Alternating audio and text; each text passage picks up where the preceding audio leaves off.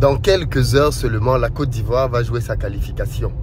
Mais j'aimerais revenir pour l'heure sur l'incident qui s'est tenu hier entre Chancel Mbemba et Walid Regragui, le coach marocain.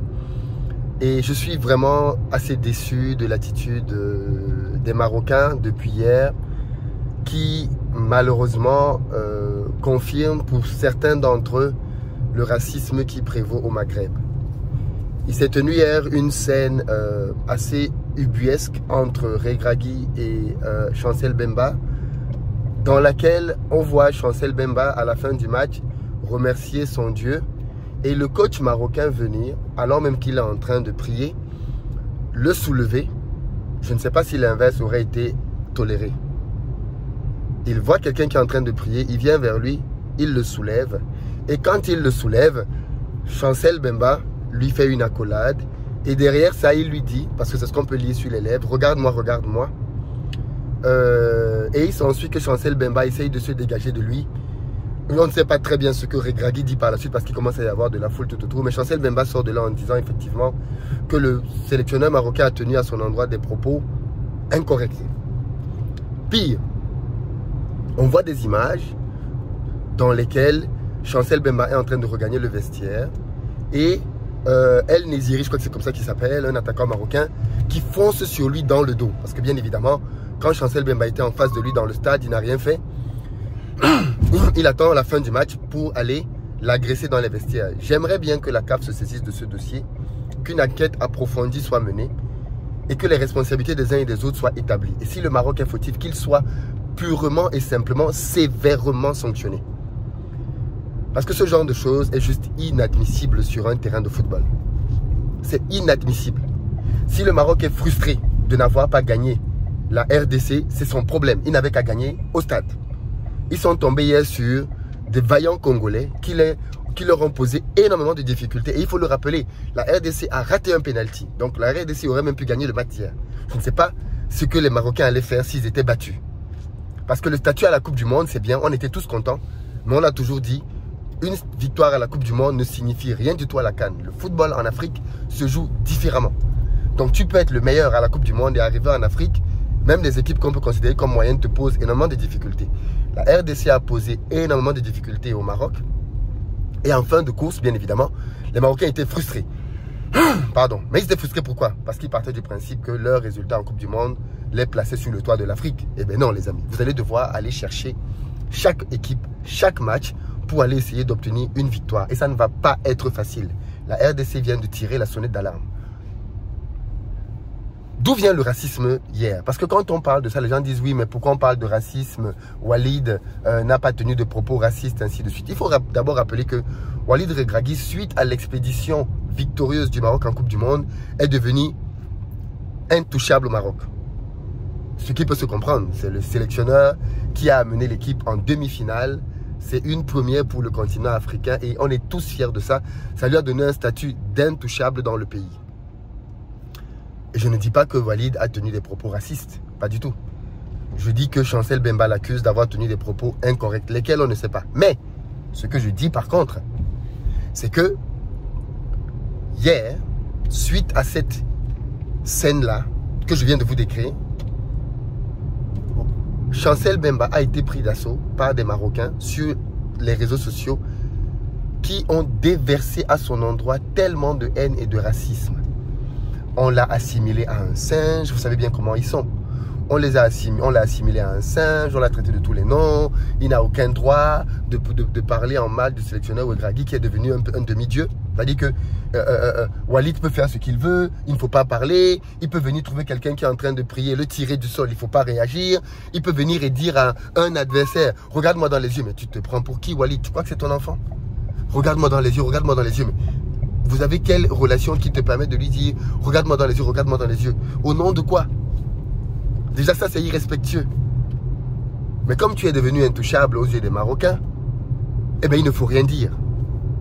Il n'a qu'à se taire, ce petit Africain là. Et bien évidemment, il y a eu un déferlement de haine sur lui qui m'a fait me dire mais en fait, moi qui pensais que les Marocains étaient différents des autres, est-ce que j'avais raison? Parce qu'il faut le dire, les pays de l'Afrique blanche sont pour beaucoup d'entre eux profondément raciste vis-à-vis des Noirs. J'ai vu 2 réactions dans les réseaux dont je veux parler maintenant. La première, c'est celle des racistes qui ont assailli les réseaux de Chancel Bemba, le traitant de tous les noms et démontrant ainsi toute la haine et le racisme qu'ils avaient en eux vis-à-vis des Noirs. C'est un fait.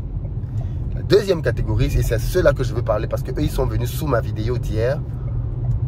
Ce sont les Marocains et les Maghrébins qui font semblant de ne pas être conscients du racisme qu'il y a dans leur pays. Je ne sais pas si eux, ils ne seront même pas les pires. Les amis, tous ceux qui sont venus dans mes commentaires hier, les frères marocains pour dire oui, non, il n'y a pas de racisme au Maroc, vous êtes sérieux? Vous êtes sérieux quand vous dites ça? Vous êtes sérieux quand vous dites qu'il n'y a pas de racisme au Maroc? C'est une blague? Tous les Noirs qui sont au Maroc, qui se plaignent de racisme, c'est de la comédie? Vous pensez que ce sont des gens qui inventent? Vous êtes sérieux quand vous dites qu'il n'y a pas de racisme au Maroc vis-à-vis des Noirs? Donc je ne sais pas qui est le pire. Le racisme, c'est celui qui refuse de le voir. Parce que celui qui refuse de voir le racisme ne peut pas le combattre. Quand vous commencez à dire non, chez nous, il n'y a pas de racisme au Maghreb, ouais, ça c'est très grave. Bien sûr qu'il y a du racisme au Maghreb. Bien sûr que vous êtes fautif d'actes racistes. Bien sûr. Il y a beaucoup de personnes qui ont fait des vidéos, qui ont parlé de la situation au Maroc.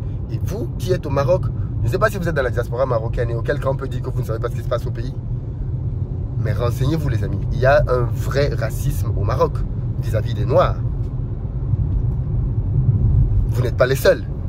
Les autres pays le font. La preuve, en Libye aujourd'hui on fait de l'esclavage des Noirs. Après vous allez avoir des Libyens qui vont sortir. Non, il n'y a pas de racisme en Libye. On a entendu le président tunisien qui dit clairement qu'il ne veut pas les Noirs chez lui. Le président tunisien, il ne veut pas les Noirs. Pour l'Algérie, pardon, ce n'est même plus à documenter. Il y a tellement de choses qui ont été dites. Une Algérienne est venue même jusqu'en Côte d'Ivoire pour dire que ici là, on est à l'ère préhistorique, que l'Algérie devrait être entre le Portugal et l'Espagne. Voilà ce que des Algériens pensent. Qu'en Afrique subsaharienne, on est encore à l'époque de la préhistoire. Parce que quand cette dame a dit ça dans sa sortie, allez lire les commentaires en dessous. Allez lire les commentaires en dessous. Donc les amis, si vous voulez qu'on combatte le racisme, commencez par le reconnaître, commencez par l'identifier, commencez par le condamner, commencez par vous désolidariser de ça. C'est la base. Mais si vous venez en mode naïf, en mode oh non, il n'y a rien chez nous, en mode non, non, de quoi vous parlez, nous on est au courant de rien du tout, il n'y a pas de racisme au Maghreb, il n'y a pas de racisme au Maroc, c'est du foutage de gueule. C'est du foutage de gueule, c'est que vous n'êtes pas sérieux parce que pour le coup, vous niez des évidences. Il y a du racisme au Maroc, il y en a en Algérie, il y en a en Tunisie, il y en a en Libye, il y en a en Égypte. Dans tous ces pays d'Afrique blanche, il y a du racisme. Dans ces pays-là, pour une grande partie de la population, il y a une préférence au monde arabe. Il faut le dire, c'est un fait. Et si on ne se dit pas ces quelques vérités, on ne peut pas attaquer le problème. Beaucoup de personnes dans les pays que je viens de citer se considèrent d'abord arabes, appartenir à la Ligue arabe, avant d'appartenir à l'Afrique. Je vous ai dit ici là que un footballeur marocain, je ne sais plus si c'était le capitaine ou qui d'autre, à la fin du match, quand le Maroc a gagné, il sort et il dit que cette victoire, c'est la victoire du monde arabe. Wow! Tu es allé à la Coupe du Monde, qualifié pour représenter le Maroc, mais aussi le continent africain. Et toi, à la fin de ton match, tu sors, tu dis que c'est la victoire, cette victoire-là, c'est pour le monde arabe. Ça dit tout, les amis. Beaucoup, malgré les petites phrases qu'ils vont sortir après pour essayer de se rattraper, oh, on est africain, oh, on est. Beaucoup, dans ces pays-là, se considèrent d'abord comme arabes. Et c'est un vrai sujet qu'il faut adresser. C'est un vrai sujet qu'il faut adresser. Moi, je ne fais pas partie des gens qui évitent les problèmes. Ce n'est pas mon style. Moi, je fais partie des gens qui affrontent les problèmes. Quand il y a un problème en face de moi, je l'affronte. Je ne le fuis pas, je ne le contourne pas. Je n'essaye pas de l'ignorer ou de faire comme s'il n'existait pas. Je l'affronte. Et je pense que les amis du Maghreb devraient sérieusement affronter la question du racisme. À l'école, dans l'éducation, dans l'enseignement, dans la sanction, ainsi de suite. Il faut qu'il y ait une réelle logique, une réelle volonté de combattre le racisme partout là où il se trouve sur le continent africain. J'espère que la CAF va se va faire une bonne enquête contre les exactions qu'on a pu observer et qu'elle va aboutir avec une vraie... regardez l'Algérie. On a un footballeur camerounais, Ebossé, qui est mort dans un stade en Algérie. Jusqu'aujourd'hui, est-ce que les enquêtes en Algérie ont déterminé un coupable? Personne. Un footballeur meurt dans un stade. Les autopsies démontrent qu'il a été victime de violence, qu'il a été tabassé avant de mourir. Or, on le voit entrer dans le vestiaire par les images de la caméra. Voilà donc un gars qui a probablement été tué par ses collègues. Et on vient nous dire non, il n'y a pas de racisme. Vous blaguez ou quoi? Commençons par identifier le problème pour le traiter.